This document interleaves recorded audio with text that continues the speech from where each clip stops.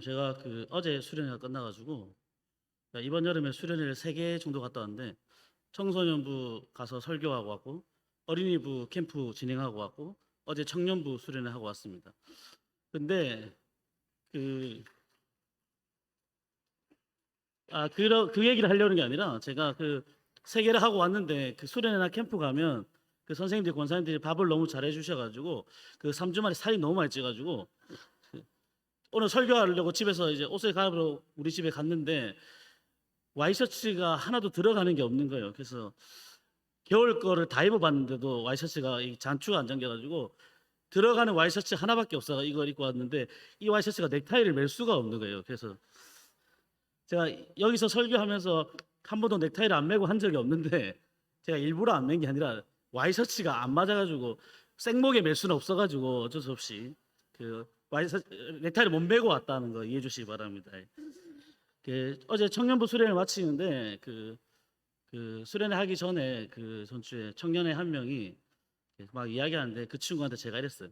그 친구 이름을 말하지 않는 건 그 친구 엄마가 여기 예배드리고 계시기 때문입니다. 그래서 그 친구가 저한테 이렇게 했어요. 그 친구한테 네가 우리 청년부에서도 교회에서도 조금만 더 신앙이 자라고 하면 훨씬 더 좋을 것 같다고 이렇게 얘기했어요. 그 청년이 저한테 이렇게 얘기했어요. 전사님, 제 믿음이 아직도 크지 않고 100% 하나님을 믿는다고 말할 수 없지만 전사님, 저 진짜 최선을 다하고 있습니다. 그리고 수련회 가서 그 친구가 첫째 날 기도회 때 울면서 기도하는 걸 보면서 하나님 언제나 일하고 계시구나, 하나님 언제나 역사하시는구나, 내 생각과 내 때랑 달라서 그렇지 우리 하나님 지금도 역사하시는구나. 수련회 하면서 가장 듣기 좋았던 말은 그 청년들이 와서 하나님이 제 기도를 들으시는 것 같아요 라고 말할 때가 가장 기분 좋은 순간이었던 것 같습니다. 제가 유치부는 가지 못했지만 그 다음 세대 수련회를 다 가면서 느끼는 건 여러분이 조금만 더 기도해 주시고 기다려 주시면 우리 예동교회 다음 세대가 잘하고 있다는 거, 지금도 하나님 일하시고 계시고 세상에 수많은 다음 세대 사람들이 있겠지만 하나님 불꽃 같은 눈으로 이 길을 걸어가고 있는 우리 예동교회 다음 세대를 지켜주고 계시다는 확신입니다. 여러분 많이 기대해 주시고 기다려 주시면 너무 감사드리겠습니다. 오늘 본문은 원래 예수님의 사랑에 대해서 많이 설교를 하고 저도 이 본문으로 그렇게 했지만 오늘은 약간 인간관계에 대해서 한번 설교해 보도록 하겠습니다. 남아프리카 공화국에 넬슨 만델라라는 대통령이 있습니다. 세계 최초로 흑인이 대통령이 됐습니다. 오바마보다 훨씬 더 빨리 대통령이 됐으니까요. 이 대통령이 인종차별 운동을 하다가 그 전에 감옥에 가게 됐습니다. 27년 동안 감옥에 있었습니다. 숱한 고문과 고난과 역경을 딛고 27년 뒤에 감옥에서 나오게 됐습니다. 여러분 27년을 참았어요. 근데 감옥에 나오자마자 석 달 만에 부인과 이혼했습니다. 저는 보면서 그 매질과 고문과 고난을 다 참았는데 그 몇 달을 못 참는 거예요. 사람과 사람이 인간관계를 맺어가는 게 결코 쉬운 것이 아니라는 거예요. 그거 다 참았는데 이 부인과의 관계를 못 참는 겁니다. 어쩌면 우리가 신앙생활 할 때도 우리가 교회 생활 할 때도 눈에 안 보이는 하나님이 아니라 사람들 때문에 상처받을 수 있고 힘들 수 있다는 겁니다. 인간관계 참 쉽지 않다는 겁니다. 어떻게 보면 하나님과 우리 사이도 그렇죠. 여러분도 저도 교회를 섬기고 있고 많은 일들을 교회에서 하고 있지만 일이 어려운 적이 있는 것이 아니라 하나님과 관계가 어려워지니까 일이 많아 보이는 것입니다. 주님의 은혜가 메말라 가니까 이 일이 벅차 보이는 것이죠. 여러분 하나님 은혜가 넘치고 우리 안에 충만하면 이거 뭐라고요, 여러분?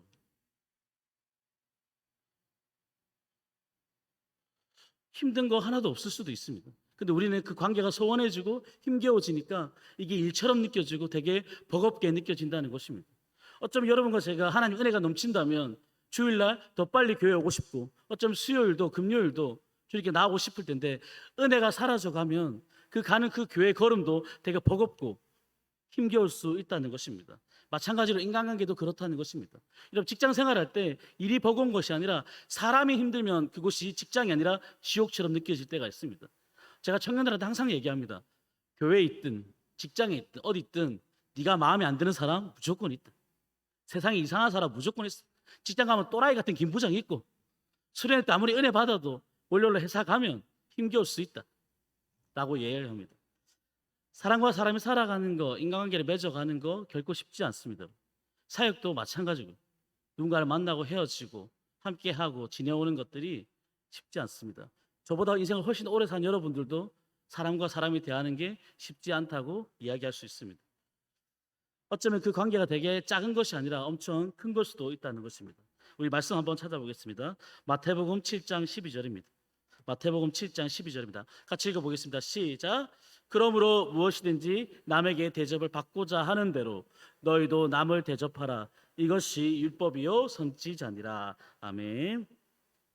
역지사지, 황금률. 대접받고 싶으면 너도 그렇게 하라고 이야기하고 있는 것입니다. 예수님 믿는 사람이 꼭 가져야 될 마음의 기술이라는 것입니다. 관계를 맺어가야 된다는 거죠. 여러분, 우리가 이렇게 함께 신앙생활하고 함께 있는 건 누군가와 같이 있다는 건데, 이때 남을 잘 배려하고 생각해줘야 된다는 것입니다. 한 번을 만나는 것이 아니라 우리가 예동교회 안에서 여러 번 사람과 같이 만나고 신앙생활을 함께 하기 때문입니다. 계속해서 만날 수 있는 것, 우리가 끊임없이 그 사람과 함께 하는 건 그 사람이 우리를 서로 배려해주는 마음이 필요하다는 것입니다. 첫 번째는 절대로 상대방의 약점이나 컴플렉스를 건드리면 안 된다는 것입니다. 본문은 부활하신 예수 그리스도께서 베드로를 만나는 장면입니다. 여러분, 베드로가 예수님 봤을 때 얼마나 미안했겠어요. 주님, 부활하신 주님 만날 때 얼마나 마음이 찔렸겠어요. 그런데 그런 질문을 주님이 한 번도 하지 않으십니다. 베드로가 대답 못할 질문을 하지 않으십니다. 너 그때 왜 그랬어? 너 왜 부인했어? 이렇게 계속 물었으면 베드로는 정말 대답할 말이 없었을 것입니다. 절대로 상대방의 약점이나 컴플렉스를 건드리지 않는다는 것입니다. 그 전에 베드로의 행적을 보면 호언장담하고 막 얘기하고 뻥치고 막 이렇게 합니다. 근데 주님이 그것을 뭐라 한 것이 아니라는 것입니다. 마가복음 14장 29절 함께 보겠습니다. 마가복음 14장 29절 시작. 베드로가 여짜오되 다 버릴지라도 나는 그렇지 아니하겠나이다. 아멘. 말이나 안 했으면, 주님 버린다고 말이나 안 했으면 그냥 가만히 있으면 중간에 갈 거 아니에요. 다 버릴지라도, 또 지만 얘기하면 될 거를 다 버릴지라도. 여러분, 친구들 중에 그런 친구 있어요. 난 안 할게 이렇게 얘기하면 되잖아요. 쟤들 다 해도 나 안 할게. 남은 다 이렇게 내려놓고 지만 안 한다고. 집비 몰라. 여러분 보십시오. 베드로의 삶. 어쩌면 이것이 베드로의 컴플렉스이고 약점일 수 있다는 것입니다. 이렇게 한 다음에 조금만 시간이 지나고 주님을 3번이나 부인하고 모른 척했던 베드로의 모습입니다. 여러분, 베드로가 예수님을 부인할 필요가 없었습니다. 이 유대 지도자들은 예수님만 잡으려고 했습니다. 여러분 생각해 보십시오. 마음 먹고 제자들 다 잡으려고 했으면 다 잡았을 거예요. 6월절이고 명절이기 때문에 일 크게 만들지 않고 예수님만 잡으려고 했던 거예요. 근데 이렇게 부인할 필요가 없었어요. 근데 지레 겁먹고 부인하는 겁니다. 내가 수제자다 별소리 다 했어도 안 잡아갔을 겁니다. 여러분, 우리가 인생을 살면서 두려움에 사로잡히니까, 괜히 제발 저리니까 이게 더 크게 느껴지는 거예요. 더 공포스럽게 느껴지는 겁니다. 그래서 자기도 모르게 거짓말을 하거나 부인하거나 이렇게 한다는 것입니다. 근데 그것을 주님이 건드리지 않는 것입니다. 마르케스가 했던 말 중에 이런 것이 있습니다. 사랑은 상대방을 말 못하게 하는 것이 아니다, 이렇게 얘기합니다. 상대방이 할 말 없게 만드는 것, 이건 사랑이 아니라는 것입니다. 콤플렉스를 건들면, 그 사람의 약점을 잡으면 그 상대방이 무슨 말을 할 수 있겠습니까? 그냥 말 안 하고 가버리고 말죠. 어쩌면 우리가 교회 안에서도 상대방으로 하여금 대답 못하게 하고 말 못하게 할 수도 있다는 것입니다. 여러분, 요한복음 21장 15절은 주님이 베드로를 정죄하고 있는 것이 아니라 베드로에게 질문하고 계시는 것입니다. 베드로의 약점과 컴플렉스를 건드시는 것이 아니라 베드로가 진짜 주님을 사랑하는지 그가 대답하기를 원하시고 계신다는 것입니다. 여러분, 제가 청년들을 보고 있으면 청년들이 명절에 친척집 가고 싶을까요? 가면 너 언제 취직하니? 언제 결혼하니? 계속 물어봐. 이어폰을 귀에 꽂고 싶다니까. 노이즈 캔슬링 되는, 소음 잡아주는. 여러분, 그런 질문들, 우리가 대답할 수 없는 질문들을 계속 하게 된다는 것입니다. 저한테 만나는 사람들 중에 오랜만에 만나면 저한테 너 요즘 살쪘네? 늙었네? 여러분, 제가 대답하고 싶겠어요? 여러분, 교회 안에서 오랜만에 만났는데 일주일에 한 번 보는데 만나자마자 상대방한테 아이고 일주일 만에 늙었네. 여러분 기분 좋아요, 여러분?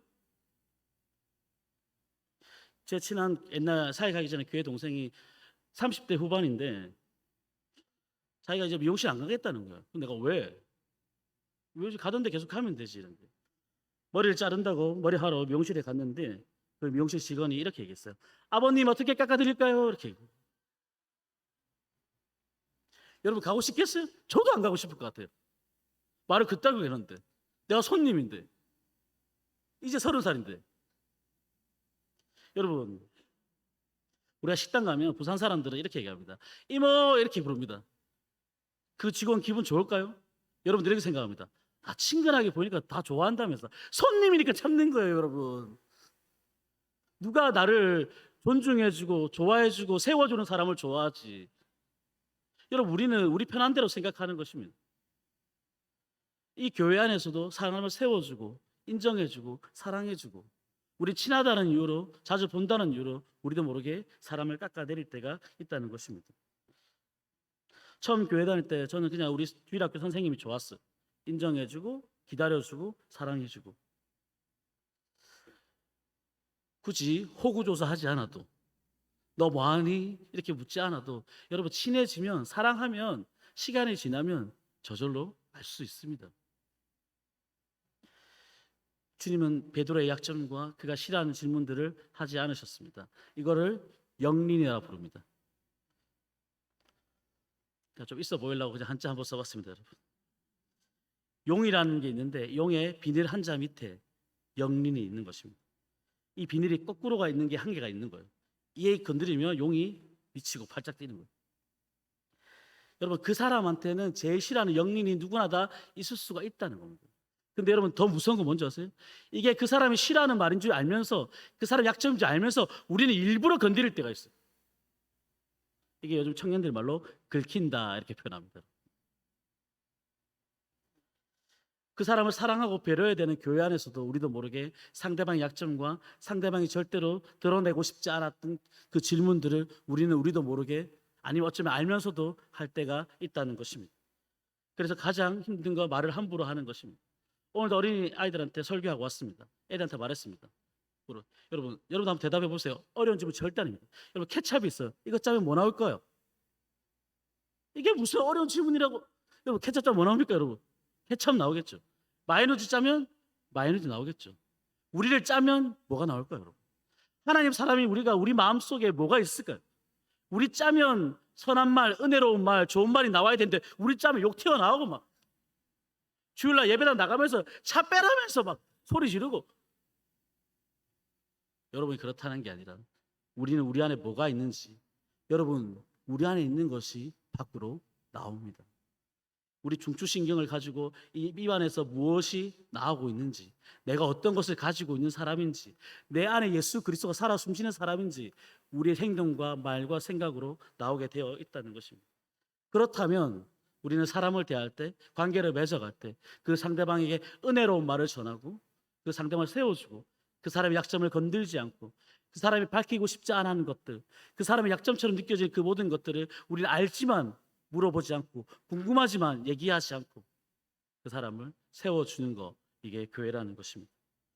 오랜만에 만났는데 어디 아파? 얼굴이 안 좋은데? 이런 말 안 한다는 것입니다. 제가 결혼할 때 그 선배들이 이렇게 얘기했어요. 솔직하게 얘기하는 게 행복한 결혼 생활을 보장한다. 거짓말이에요 여러분. 솔직하면 혼나 맨날. 있는 그대로 다 얘기하는 거 솔직한 게 아니라 교양이 없는 겁니다. 느끼는 대로 다 말하는 거 여러분 좋은 겁니까 여러분? 질서적인 겁니까? 교양이 없는 겁니다. 솔직한 게 아닙니다 여러분. 여러분 남자분들 중에 여자분들 중에 이런 사람 있습니다. 난 거짓말을 못해. 난 뒤끝이 없어. 자기는 뒤끝 없지. 수리탄 던지고 도망가니까. 근데 나만이 우리는 다 죽어요. 그리고 그분들이 이렇게 얘기합니다. 난 틀린 말을 못한다. 여러분 진실이 진짜가 더 괴로운 법이에요. 여러분 누가 나한테 와가지고 좋은 사람이 키가 왜 이렇게 작아? 진실이니까 짜증나. 거짓말이면 그냥 가고 말지. 진짜니까 더 기분 나쁜 거예요. 바른 얘기이기 때문에 더 아픈 거예요. 이게 영린이기 때문에 더 힘든 거라고. 제가 이렇게 사역을 하면서 절대로 리더로 세우지 않는 사람이 있습니다. 그 사람은 바로 말을 함부로 하거나 자기 화를 컨트롤하지 못하는 사람입니다. 분노심을 가지고 사람들 앞에 서면 안 되기 때문입니다. 그 분노심을 하나님께 다 쏟아붓지 않고 사람에게 쏟아붓는다면 그 사람은 교회 공동체에서 리더가 저는 될 수 없다고 생각합니다. 그래서 저는 항상 그 친구들한테 말합니다. 그거 하나님께 다 쏟아붓고 오면 내가 기다려줄게 라고 얘기합니다. 우리 성경 한번 보겠습니다. 에베소서 4장 29절입니다. 우리 같이 한번 읽어보겠습니다. 에베소서 4장 29절입니다. 시작. 무릇 더러운 말은 너희 입 밖에도 내지 말고 오직 덕을 세우는데 소용되는 대로 선한 말을 하여 듣는 자들에게 은혜를 끼치게 하라. 아멘. 은혜를 끼치게 하라는 겁니다. 여러분, 우리가 예수 그리스도로 옷 입은 사람들입니다.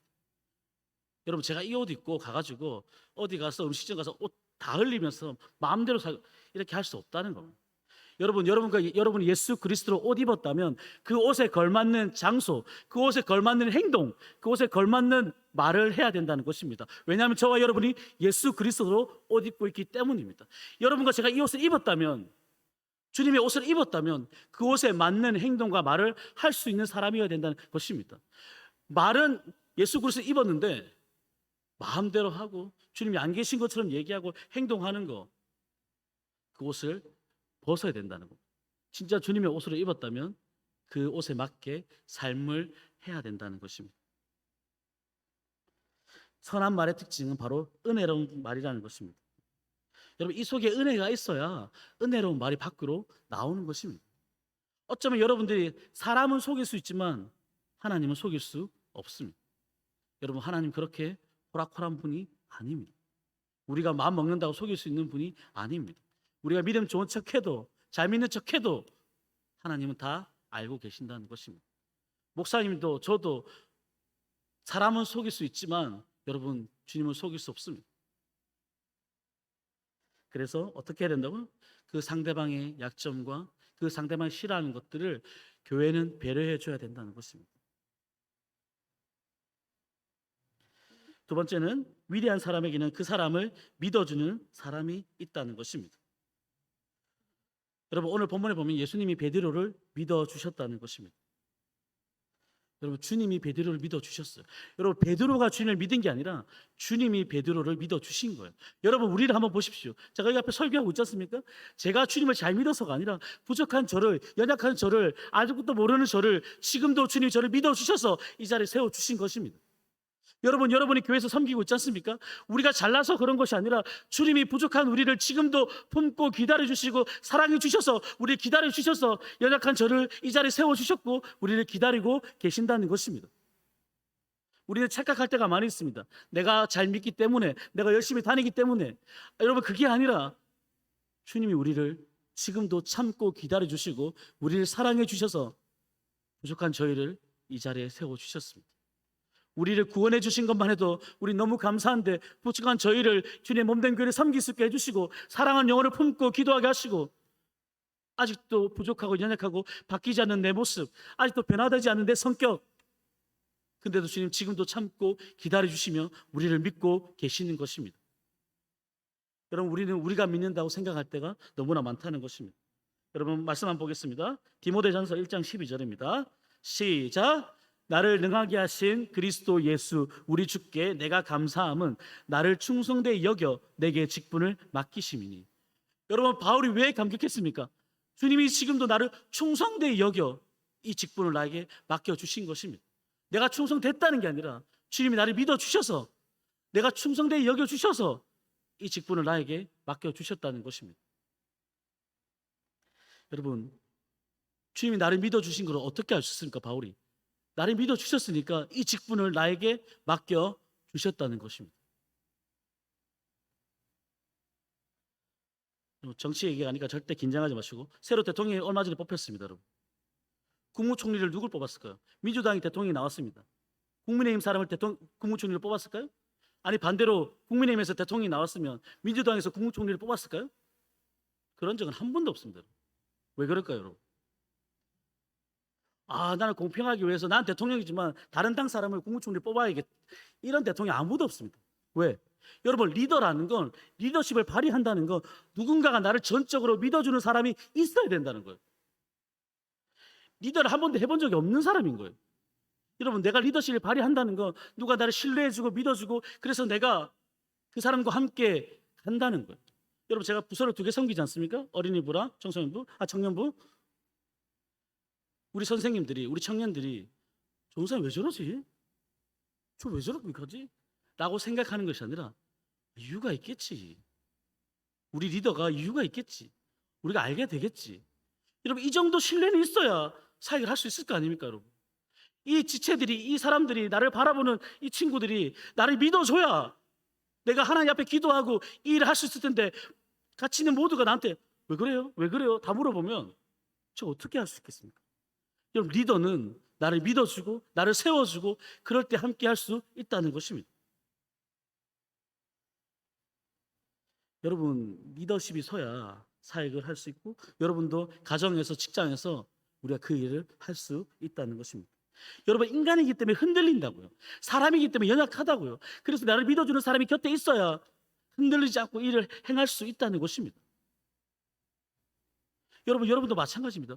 누군가가 나를 믿어주고 나를 신뢰해주고 내 말을 이해해주고 내 마음을 헤아려 줄 때 우리는 그 일을 당당하게 할 수 있다는 것입니다. 아무도 내 마음 몰라주고 내 뜻도 몰라주면 우리가 어떻게 그 일을 할 수 있겠습니까? 여러분, 공동체라는 건, 하나님의 백성이라는 건 반대로 우리가 하나님을 믿는 것입니다. 공동체는, 교회는, 부서는, 기관은 믿어주는 사람이 있을 때 자라가는 것입니다. 우리 말씀 보겠습니다. 요한복음 6장 28절 29절입니다. 두 절 같이 한번 읽어보겠습니다. 시작.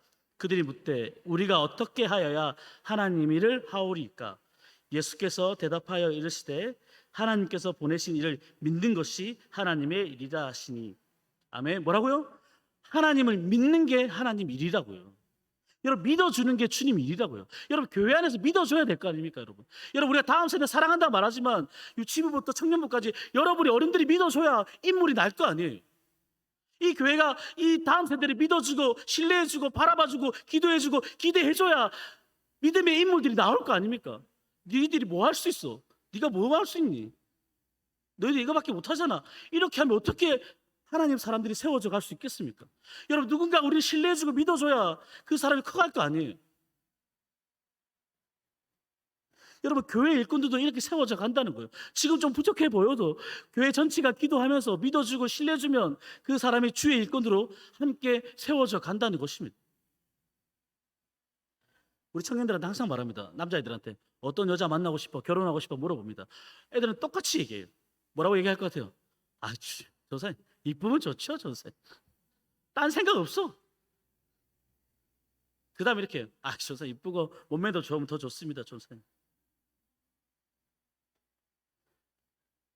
남자분들, 어르신들, 이거 맞는 말입니까? 여러분, 제일 좋은 여자는, 제일 좋은 남자는 우리를 믿어주는 사람입니다. 여러분, 결혼해보셔서 너무나 잘 아시겠지만 이 남편이, 아내가 나를 믿어줄 때, 나를 신뢰해줄 때 하는 것입니다. 여러분, 그 나를 믿어주는 그 믿음의 힘이 얼마나 큰지 살아보면 느껴질 거 아닙니까, 여러분? 우리가 인생을 살아가는 순간순간에 나를 믿어주고 기대해주고 바라봐주고 신뢰해주는 사람이 우리 가정에 있다는 거, 얼마나 복된 일입니까? 저는 청소년 사역하거나 청년 사역하거나 어린 사역할 때 항상 느끼는 게 뭐냐면 엄마 아빠가 제일 저주를 퍼부어요. 진짜 니네 인간이 되겠나 안 되겠냐면서. 방학 때잖아, 애들이, 청소년이 맨날 자빠져 자고, 아이고 진짜 니는 인간이 안 된다, 인간이 안 돼. 애가 뭐 하려고 하면 네가 뭐 그거 한다고? 어머니, 제가 이거 한번 도전해 보세요. 네가 그거 해라, 내가 죽을게. 네가 해라 그래. 여러분, 가장 사랑하고 가까이 있는 엄마 아빠가 믿어줘야 될 거 아니에요. 아들을, 딸을 신뢰해줘야 될 거 아니에요. 우리 부모님이 나를 믿어주고 신뢰해주지 않는데 얘가 어떻게 힘있게 살아갈 수 있겠습니까, 여러분? 여러분 표정들 보니까 아무도 안 믿어주는 표정들이신데, 여러분 우리가 하나님 믿으면서 살아가면서, 여러분 하나님 말로 세상을 창조하셨어요. 근데 우리 가장 사랑하는 가족들한테, 자녀들한테, 물론 여러분들 이렇게 말할 수 있죠. 저한테 저도 믿어봤죠. 근데 믿을만 해야 믿죠. 여러분 믿을만 해야 믿는 거를 누가 신앙이라고 얘기합니까? 다 할 수 있는 건데, 내 눈에 아무 증거 안 배워도 믿음으로 가는 거 아닙니까? 근데 여러분이 자녀들, 아침 우리 교회 안에서 다음 세대를 우리가 믿어줘야 그 자녀들이, 우리 학생들이, 이 청년들이 세상에서 멋있게 주의 자녀로 살아갈 거 아닙니까? 여러분 한 번만 믿어주세요. 여러분 자녀들도, 여러분 손주들도 여러분 보기에 성에 덜 찰 수 있겠죠. 근데 하나님 백성은 하나님이 하십니다. 여러분 저 홍해를 가르시고 요단강을 건너고 수많은 대적을 물리쳐도 하나님이 하나님 백성을 이끌어 가신다고요. 우리의 힘과 능력이 아니라 절대로 버리는 법이 없으십니다. 여러분, 여러분 믿어주셔야 해요. 여러분 자녀를, 사랑하는 그 친구들을. 그 가장 유명한 얘기가 뭡니까? 바보온달과 평강공주입니다. 여러분 이거 전래동화 아닙니다. 진짜 있었던 일입니다. 바보온달 뭡니까? 머리는 약간 떨어지지만 순박하고 성실하고 힘이 셉니다. 그리고 평강공주가 이 바보 같은 온달을 어떻게 합니까? 믿어줍니다. 이 순진한 남자가 이 공주가 믿어주니까 낮에는 활 쏘고 밤에는 책 읽고 열심히 살아갑니다. 다른 데 눈 돌리지 않습니다. 미친 듯이 합니다. 온달의 어머니는 소경이었습니다. 앞이 보이지 않는 그 힘든 집안에서 살아가다가 나를 믿어주는 평강공주를 만난 것입니다. 여러분 아무것도 없고 가난하지만 나를 믿어주는 부인이 있었습니다. 이 이야기의 핵심은 뭡니까? 믿어준다는 겁니다. 믿음이라는 겁니다. 믿어주니까 놀라운 일이 일어난다는 것입니다. 제가 지금은 아니지만 어릴 때 강아지를 키운 적이 있어요. 어느 날 집에 왔다가 볼 일이 있어서 집에 빨리 왔다가 바로 나가려고 왔는데 강아지는 제가 산책시켜준 줄 알았나 봐요. 저는 하고 그냥 빨리 나가려고 막 하고 있는데 강아지가 저를 이렇게 쳐다봐요. 안 나갈 거야? 산책시켜줘. 그 초랑초랑 눈으로 10분 동안 나를 쳐다본 거예요. 가자. 근데 저는 어떻게 했을 것 같아요? 산책 나갔어요. 10분 동안 흔들리지 않아. 그 초롱초롱한 눈으로 나를 믿음으로 바라봐. 너 나갈 거지? 여러분 개도 믿음이 있어요, 여러분. 근데 우리가 사람을 믿어줘야죠.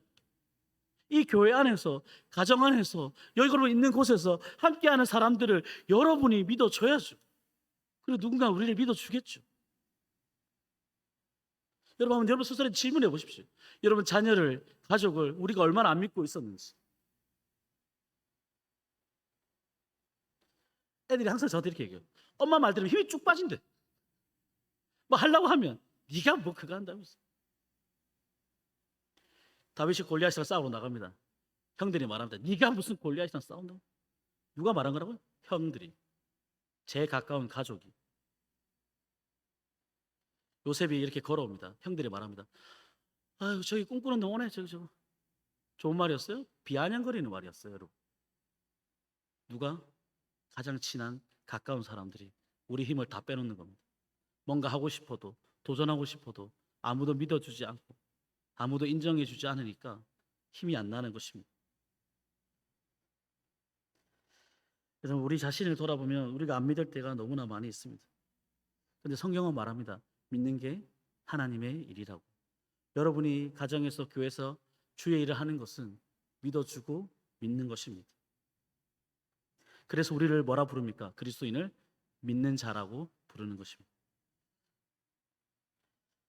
그 믿음들이 이 교회를 풍성하게 하고 그 믿음이 이 교회를 변화시키고 여러분의 가정도 직장도 그 믿음들이 우리를 새롭게 하고 변화시켜 준다는 것입니다. 제가 선교 갔을 때 선교사님이 이런 얘기를 하셨습니다. 세상에 키니와타라는 섬이 있는데 이 섬에는 결혼할 때 신부 아버지한테 남자가 소를 주는 겁니다. 소를. 보통 소를, 암소를 2마리 줍니다. 결혼할 때. 내가 결혼하니까 신부 집에다 소를 2마리 딱 주는 거예요. 근데 어떤 남자가 소를 8마리를 준 거예요. 근데 이 부인이 더럽게 못생겼어. 근데 소를 8마리 줬어. 내 부인이, 내 결혼할 여자가 다른 사람들한테 놀림받기 싫고 그렇게 인정해주고 사랑해주니까 점점 이 부인이 변한다는 거예요. 와, 다른 사람 말하는 거예요. 쟤는 뭐길래 소를 8마리나 받았지? 이 남자가 가지고 있는 다 끌어모아서 소를 8마리 사서 이 부인 집에 보낸 거예요. 진짜 나중에는 그 여자분이 소 8마리 여자처럼 바뀐다는 거예요. 여러분, 우리는 안 믿어주니까, 안 된다고 생각하니까 안 바뀌는 것입니다. 믿어주니까 사람이 달라진다는 것입니다. 여러분, 베드로와 예수님의 관계가 이제 믿어주니까, 신뢰해주니까 바뀌는 것입니다. 여러분, 베드로를 보십시오. 성경에 얼마나 불안불안한 사람입니까? 근데 주님은 베드로를 요한복음 1장에 보자마자 그 불안불안한 사람을 뭐라고 부릅니까? 베드로라고. 너 반석이라고. 여러분, 흔들리는 바위 같은 사람을 너 반석이라고, 굳건한 사람이라고 주님이 불러주십니다. 이 주님의 믿음과 이 주님의 신뢰가 이 사람을 바꾸는 것입니다. 여러분, 제가 사역을 하면서 항상 품는 성경 구절이 있습니다. 우리 같이 한번 보겠습니다. 빌립보서 1장 6절입니다. 같이 읽겠습니다. 시작. 너희 안에서 착한 일을 시작하신 이가 그리스도 예수의 날까지 이루실 줄을 우리는 확신하노라. 여러분, 주님이 확신하는 거예요. 내 속에 착한 일을 행하신 그 주님께서 이루실 거라고 확신하는 겁니다. 여러분, 우리도 그런 거 아닙니까? 여러분과 제가 이렇게 교회에 있을 사람들입니까? 얼굴 보십시오. 제가 여러분 표정이 니네 막 주님밖에 없는 얼굴이야 임마, 이런 표정들이신데, 주님 우리 믿어주시니까 저희도 이 자리에 있는 거 아닙니까? 주님 우리 믿어주셨으니까 저희도 이 자리에서 예배 드리고 있는 거 아닙니까? 주님 우리 안 믿어주셨으면 어떻게 우리가 이 자리까지 있습니까? 그 주님이 부족한 우리를, 사랑하는 우리를 참고 기다려주시고 언젠가 변화될 거라고 기다려주시고 인내해 주셔서 저희가 이 자리까지 있는 거 아닙니까? 베드로는 확신했을 겁니다. 예수 그리스도의 날까지, 내 인생이 마지막 되는 그 순간까지 부끄러운 시몬의 모습이 아니라 참고 기다려주셔서 바뀐 베드로의 모습으로 주님 곁으로 갈 거라는 확신이 있었습니다. 지금 이 모습이 아니라 주님이 나를 믿고 기다려주시면 바뀔 거라 믿었습니다. 여러분, 베드로만 믿고 기다려주시는 겁니까? 베드로만 주님 사랑했습니까? 저와 여러분도 주님이 믿어주시고 기다려주시고 인내해주시고 사랑해주신 사람들입니다. 그 주님이 믿고 기다려주신 사람들답게 우리도 오늘도 변화되어서 나아갔으면 좋겠습니다. 이제 우리 교회 다음 세대 수련회 다 끝났습니다. 저는 확신합니다. 진짜 수련회 지금부터라고. 여러분보다 어리고 약한 애들이 이제 세상으로 나아갑니다. 저는 진짜 불안할 때가 많아요. 여러분보다 어리고 어쩌면 여러분보다 믿음이 약한 우리 다음 세대 친구들이 이제 직장으로, 학교로, 있는 곳으로 나아갈 겁니다. 여러분 믿어주시고 기도해 주시면 됩니다. 여러분이 그 다음 세대를 바라보면서 인내해 주시고 기다려 주시고 믿어 주시면 이 예동교회 안에 믿음의 다음 세대들이 함께 자라갈 것입니다.